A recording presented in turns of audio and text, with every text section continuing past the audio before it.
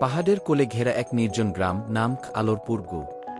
সেখানে ছিল মাত্র 10টি বাড়ি। অদ্ভুত ব্যাপার হল, গ্রামের সব মানুষ কেবল রাতেই বাইরে বেরোত। দিনের বেলা কেউ বের হতো না। আশেপাশের মানুষ বলতো, এখানে কিছু একটা রহস্য আছে। গ্রামের মাঝখানে ছিল একটি পুরনো বটগাছ। গাছটি সম্পর্কে প্রচলিত ছিল যে এটি দিনের আলো নড়েচড়ে ওঠে। যারা দিনের বেলা বটগাছের কাছে গেছে তারা আর ফিরে আসেনি। একদিন গ্রামের বাইরে থেকে আসা এক যুবক, সাগর, এই রহস্য উদ্ঘাটন করার সিদ্ধান্ত নেয়। এক ভোরে সাগর গাছের নিচে একটি ক্যামেরা সেট করে। দিনের আলোতে গাছটি আস্তে আস্তে নড়তে শুরু করল। কিছুক্ষণ পরে সেখান থেকে একরকম হালকা ধোঁয়া উঠতে লাগল। সাগর বুঝতে পারল এটি কোনো প্রাকৃতিক গ্যাসের কারণে ঘটছে। গাছের গোড়া থেকে মিথেন গ্যাস বের হয়, যা মানুষের জন্য বিপজ্জনক হতে পারে।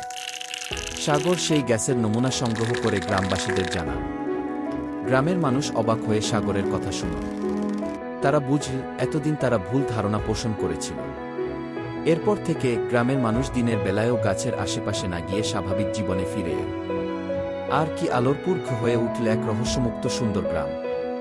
শিক্ষা: অজানা কিছুকে ভয় না পেয়ে যুক্তি ও বিজ্ঞান দিয়ে তা বোঝার চেষ্টা করা উচিত।